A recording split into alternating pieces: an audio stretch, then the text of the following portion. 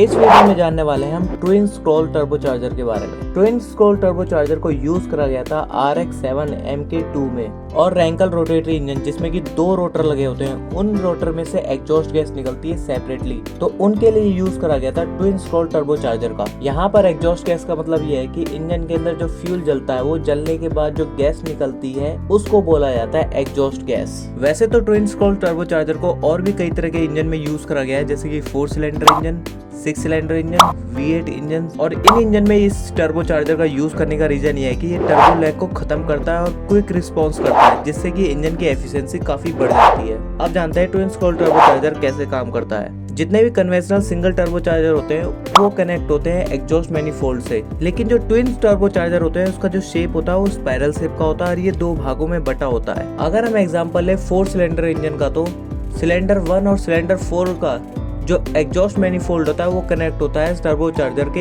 एक पाथ से, और सिलेंडर 2 और सिलेंडर 3 का जो एग्जॉस्ट मैनिफोल्ड होता है वो कनेक्ट होता है टर्बोचार्जर के दूसरे भाग से। और इन दोनों एग्जॉस्ट मैनिफोल्ड से जो गैस निकलती है वो सीधा हिट करती है टरबाइन ब्लेड को। अब जानते हैं कि ट्विन टर्बोचार्जर को 2 भागों में क्यों सेपरेट किया गया है। हम एग्जांपल लेते हैं सिंगल सिलेंडर इंजन का। जैसे ही एग्जॉस्ट वाल्व ओपन होती है तो रस के साथ एग्जॉस्ट गैस निकलती है, वो जाती है सीधा टर्बोचार्जर पर, जिससे कि हाई प्रेशर जनरेट होता है और टरबाइन जो होता है वो तेजी से घूमने लगता है। उसके बाद जो टरबाइन होता है फिर धीरे घूमने लग जाता है, क्योंकि रश वाली जो गैस होती है वो बाहर निकल जाती है, जिसकी वजह से प्रेशर ड्रॉप हो जाता है और उसको बोला जाता है ओवरलैप पीरियड। और उसके बाद फिर होता है इनटेक वाल्व ओपन, जिसकी वजह से अगेन प्रेशर ड्रॉप होता है, जिसकी वजह से टर्बोचार्जर की स्पीड कम होती है और वो बनता है टर्बो लैग का कारण। और जब एग्जॉस्ट वाल्व क्लोज हो जाता है जब जाके प्रेशर स्टेबल होता है। अगर 4 सिलेंडर इंजन जिसका फायरिंग ऑर्डर 1 3 4 2 हो, उसके हिसाब से ओवरलैप पीरियड बढ़ जाएगा और टरबाइन को घूमने में लंबा समय लगेगा। लेकिन जो ट्विन टर्बोचार्जर होता है सिलेंडर 1 और 4 और 2 और 3 को सेपरेट रखता है ताकि ओवरलैपिंग कम हो, जिससे कि टर्बोचार्जर एफिशिएंटली घूमेगा और टर्बो लैग कम होगा। अब जानते हैं वेरिएबल ज्योमेट्री टर्बोचार्जर के बारे में। इसमें क्या होता है, एरिया और रेडियस का जो रेशियो होता है वो चेंज होता है अकॉर्डिंग टू इंजन स्पीड।